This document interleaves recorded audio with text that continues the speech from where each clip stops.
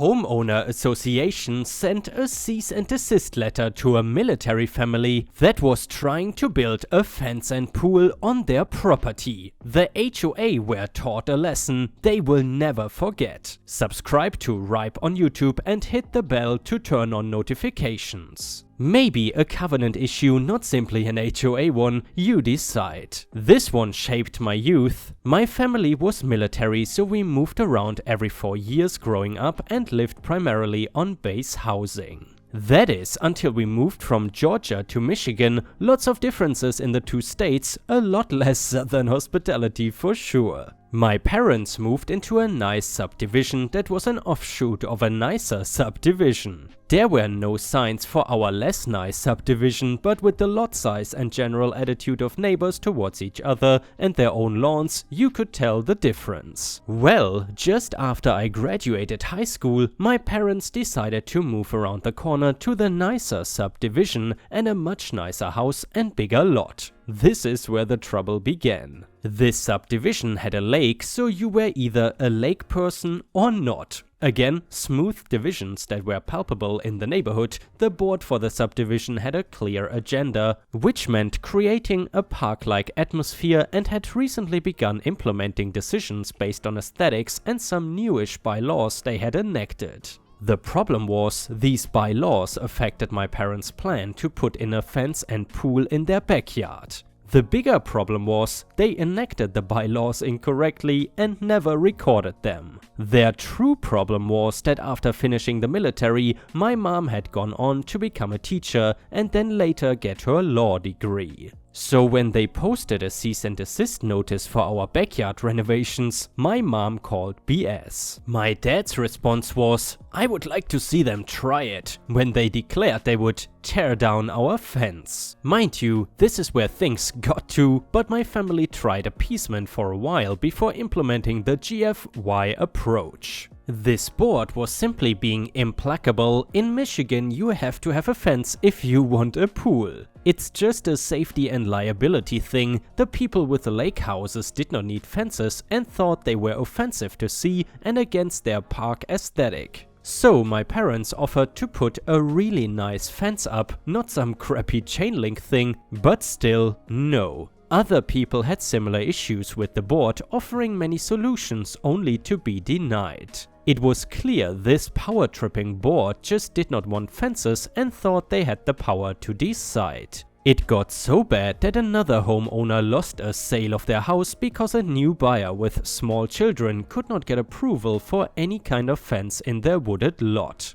After hearing others' horror stories and seeing the pushback from the board, my parents decided on the nuclear approach and implemented it. Construction on an expensive white vinyl fence began, finished, and the pool equipment was on the way when we received the stop order notice. Then I got to witness something that still brings a tear to my eye. You see, these a-holes had been puffing themselves up for months over this. They even went and hired an attorney to put a stop to us. This attorney invited everyone to a sit-down, not in someone's living room. No, they rented a boardroom out at a local eatery. My dad said he did not want anything to do with this, knowing he had a temper problem and his 12 gauge he casually refers to as his southern hospitality would not be welcome, and then asked that I go with mom to provide backup. Not realizing what I was about to witness, I blithely agreed and showed up in my polo and cargo pants.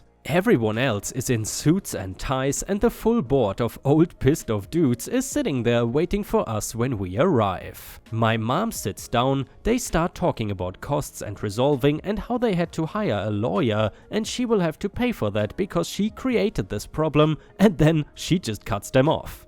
"What makes you think you have any legal right to impose this rule?" she says. They all turn to their attorney. Miss ma'am, we had a vote." Then my mom does it. She takes out the recorded bylaws and flops them on the table and says, "Really? Because it's not in here." Awkward moment of silence, papers rifle through, stammering. My mom, seeing the opportunity, continues. "See, what I think happened is, you had a vote, but it was wrong. These bylaws require a majority of the lots to vote in favor for a change to be made. So you had a majority of the votes cast, not a majority of the total lots. So what you really had was a plurality, and that vote never passed. You can see the rules for voting here, points out Page, and you can see that the rule was never changed in the official bylaws either. Probably because it never passed. And now, none of you have bothered to even read or follow the bylaws, and you're trying to impose them on me. Well, I can tell you, that's not gonna happen. Thank you, gentlemen, I will not be paying a dime for any of this or your attorney. Have a good day. Then she gets up, looks at me like, get the F up, son, and marches out. They actually had the gal to try to hand her an invoice for the lawyer as she walked out, and she just waved it off. And that was the day I knew I wanted to be a lawyer. Serving fools like that, my mom showed me what it was to stand up to those who had let power go to their head. And yeah guys, obviously this HOA learned a little bit too late that obviously you should never mess with a military family. Especially one where the mom is a lawyer. By the way guys, one thing I'm curious about, is that stereotype about Southerners being so nice actually real, or is it BS? Let me know in the comments. And the next one is titled, Should Not Have Made Fun of Me. Many years ago, I worked in the lovely career of retail. It is sadly normal for there to be a constant flow of shop scum that makes you despise their existence, and there are those that are so horrific that what they do is burned into your mind forever. Fortunately, one of these forgettable moments allowed me to extract my revenge. I had only worked in retail for 1 year in this newly built store and was starting to settle in. Getting to know the great customers and understanding that some people should not be allowed outside, which being a shy person who hates conflict was not the best, but at least one of my customers was an absolutely adorable elderly lady who always made time to talk and was an absolute joy to be with.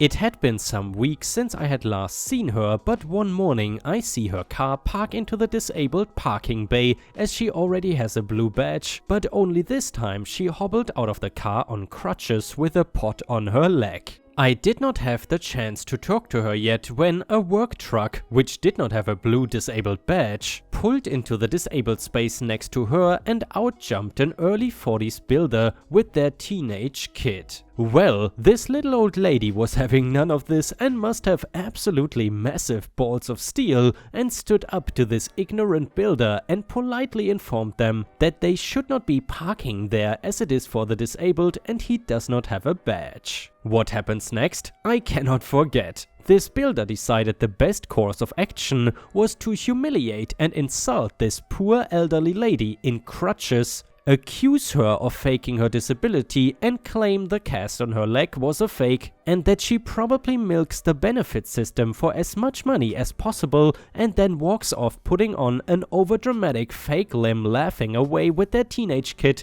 while the old lady stood there in shock. Sadly, being one who lacks courage, I did absolutely nothing about it and that would stick with me forever.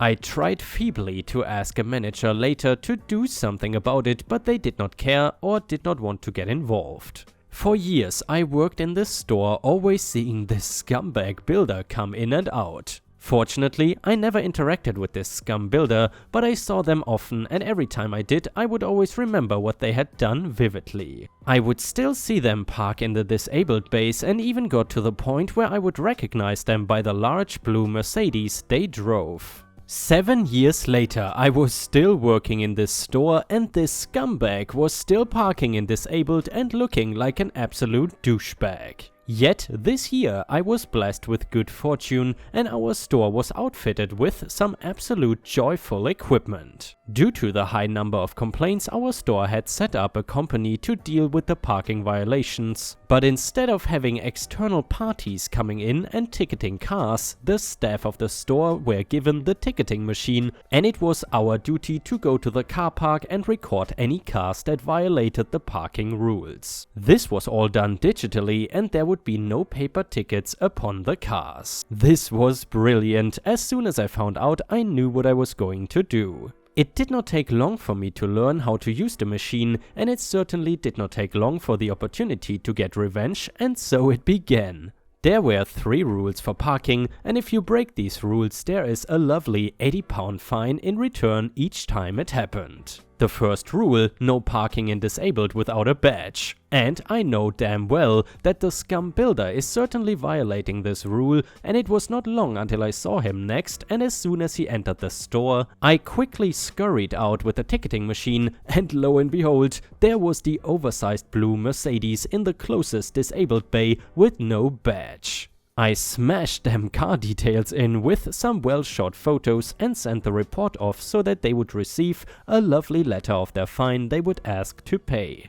That's not enough though, but fortunately it takes weeks for them to finally receive the ticket, which grants me the opportunity to constantly ticket their parking violations. Because as you would expect, the scum would always park in disabled, and as I worked at the front of the store, I would always know when they had parked. After ticketing their car dozens of times, the scum unfortunately learned their lesson as their oversized blue Mercedes no longer appeared in disabled parking bays. But as you expect, the scum would still be scum, and they would find their new parking space inside child parking. Rule number 2 is, don't park inside child parking without a child. Had this scum gotten enough, I thought? Of course not, they have not learned their lesson and continue to be a complete wanker and park in the child parking, which we did not have many spaces for in the first place. At this point, I knew all their car details by heart and would gleefully fill out the ticket machine as I skipped over to their car violating the child parking and take the photos needed for them, including shots of their cat seats that bear no child seats in them.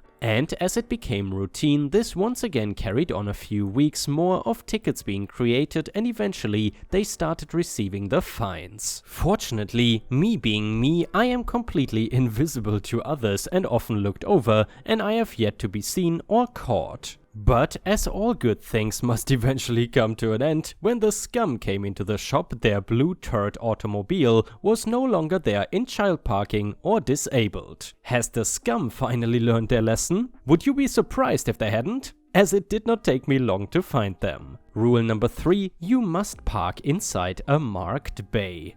And what a surprise, the scum still manages to F this up. They would park over the line, taking 2 spaces up. Well, guess what? That's a job for me and my ticket machine. Trying to park inside taxi parking but cannot fit the big-ass car in it? Boom, that ain't inside a marked bay, and ka-ching, another ticket and fine for them. Have one single wheel slightly over the white line of a bay? Well, guess who technically broke the rule? That is right, Scumbag did. And there goes a few more weeks of fun until eventually Scumbag runs out of ways that they can possibly break the rules, and our company hires externally to start ticketing cars, so my beloved weapon of justice goes to rest. Now I know what people are going to say, that all these fines are not enforceable because of blah blah blah, but I honestly don't care for a few reasons. Firstly, I'm being paid to do this, so either way, my time or money is not wasted, and secondly, it did have an effect as they repeatedly changed their parking habits. And thirdly, even if they don't end up paying, they are still going to spend a ton of time and effort trying to overturn them over and over again, having to constantly be harassed by mail. Overall, if all the fines are counted separate and added up, they would have received thousands of pounds worth of fines building up over time for being scum. The cherry on the top, about 3 years later, I walk by this piece of scum on the car park and watch as they scream at some innocent dude in a high-vis jacket accusing them of being the one giving them all the fines. This put me at peace, knowing this must have seriously gotten to them and caused them to still be raving mad after 3 years. And ripe stars, if I understood this story correctly, this scumbag parked in disabled parking for over 7 years? How is that even possible that nobody intervenes? That is absolutely shocking. And the next one is a little revenge story titled "I screwed over my ex-employer after they tried to destroy me." I gave 15 years of my life to a company. I was in media and marketing production, and I started interning while I was in university at 19. By 26, I was in my former role, a lead project manager. I was the guy putting the pieces of the puzzle together. My hands were in every facet of the project I was involved in, whether it would be hiring talent, camera crew, audio technicians, or even grips. I did a lot. That being said, I will always be the first to admit that I'm not the best in the business, but where I made up for it was my networking skills, and that is my strength. In fact, you would be pressed to find anyone better at networking than me. Truthfully, my networking skills is what made me so valuable. I know I'm not the smartest man, but I make friends easy. And by the way, Ripe Stars, that's definitely a skill I envy. Networking has never been super easy for me. I don't know about you. My contact list is over 2,000 people strong, full of industry professionals, talents, you name it, organized with headshots, even audio samples of people who I see as world class at what they do. That contact list is part of my petty revenge. It was this year that I was to be made partner in the firm, and let's just say that did not happen. Even more backstory. 4 years back, I suffered a loss as I lost my wife and child in an accident that brought on a huge depression, and in March of this year I had hit roughly 200 kilograms, which equals 400 pounds. One thing that never suffered through my depression was my work. No matter what, I always gave my work everything I had. Even more backstory, but with current information. Now, just to let you know, I've been in therapy after a few more events in my life took place, and emotionally I'm in a good place. Since my last day back in March, I got myself back to the gym and started busting my ass. Then I had the stupid idea, why not raise some money for MADD Canada, and in April instead on a walk across 3 provinces taking the Trans-Canada Trail, which is a total of 1,500 kilometers. And by the way, I didn't know that Canada also uses kilometers. Anyway, actually as I write this, I am walking down the trail, only 300 kilometers left to go until I make it to my destination, Niagara Falls, baby. As I said, I had a court date today, and I had to have a friend come pick me up, drive me to the courthouse in Toronto, and drive me back so I could continue on my walk. And since I started training in March and started this walk in April, I went from 400 pounds down to 250. My goal weight is 200, but that's besides the point. It's time to get on to what you all came for. The revenge, part 1, the petty part. So I would go on to find out the real reason why I was fired. One of the partner's kids just finished university and wanted to do what I did. Well, the kid's old man, wanting to give his kid every advantage, decided to let his kid walk into a job all set up for his success. With a network of contacts built around my blood, sweat and tears. They stole my Rolodex, my personal Rolodex that I had locked in a safe with my personal files. And by the way, Ripe Stars, I think a Rolodex is like some kind of file device to store business contact info. Anyway, my little bit of petty revenge was to burn some bridges. I sent out a simple email and text explaining what happened, breaking some good working relationships between my contacts and my former employer. And now on to the real revenge. I'm going to try to keep this as short as possible, but there is a lot that happened today, so get ready, fasten your seatbelts and enjoy the ride. As I said, today was my day in court. I have not seen anyone from my friend's job since March, and I just wanted to say first, walking into the mediation room and seeing Dan, gotta add F you Dan, in a really nice tailored suit all shrunk down, ma'am, Dan's jaw almost hit the table, which was a great feeling. Now all the proceedings work long and boring, so I'm not going to bore you with the details. The main point my lawyer made was my contact list and I wear a package deal, as they are personal contacts. I know these people, I am friends with them, my contact list has tremendous value.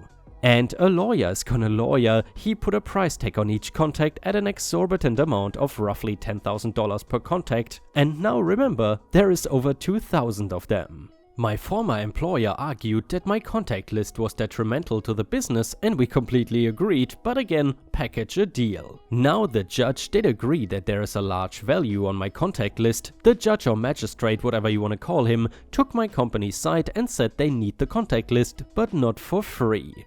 He could not put a price of 10k per contact, but after taking some time in his chambers, he came to a conclusion that roughly 1/10 of my evaluation of contacts is a fair price. $1,000 per contact, do the math, 1,000 by 2,000, I am happy with that. Now that is on top of the judge agreeing that what they did was not only illegal and immoral according to Canadian law, they are going to have to pay me a severance package that I am smiling ear to ear from. And here is where it gets fun. Remember, boys and girls, if you're ever on the opposite side of where I am, always put a non-disclosure agreement in all of your employment contracts. I did not have one. So before having my friend return me to the trail to continue my walk, I went home. I went home to craft a text message and email that has been sent out to every last contact. I explained what had happened, apologizing that I had been forced to give all the contact info to my former employer. I apologized if they receive any unsolicited calls, emails or anything from a list of names and my former company's name in this email. I even explained in detail of the court's decision. Now, that may not seem like much until you understand the relationship I formed with these people. Once again, networking and making friends is my strength. It's been 8 hours since that mass email has been sent. So far, I have received over 800 responses, mostly of people telling me that they will be cutting professional ties with my friend employer. I basically soaked the bridge in gas and burned that POS to the ground. But here is where I know I did some damage. My former employer was about to sign a deal with a large Canadian coffee franchise for the sake of prosperity I will call Tim Hortons. Well, the executive in charge of the ad campaign happened to be in my contact list. Now, my former employer has an active deal with this coffee chain and was not too far off on starting production. They lost the contract less than an hour after I sent that email out. I know this for a fact because I received a phone call from that executive. Large companies such as Tim Hortons have a morality clause in their contracts and their actions broke it. I cost them a multi-million-dollar contract, so always remember that simple non-disclosure agreements in any and all employment contracts. That being said, my friend employer had already started the appeal process against the judge's ruling. I don't even care if I lose, I know their future business is effed. That being said, there is no possible way I will lose. And yeah, Ripe stars, with stories like these, I am sometimes surprised how slow they can start out and then turn into something that I would call pro-revenge. If you got any revenge stories to share of your own, then please don't forget to post them either on r/ripe stories on Reddit or in the comments. Thank you very much for watching, I hope to see you again tomorrow.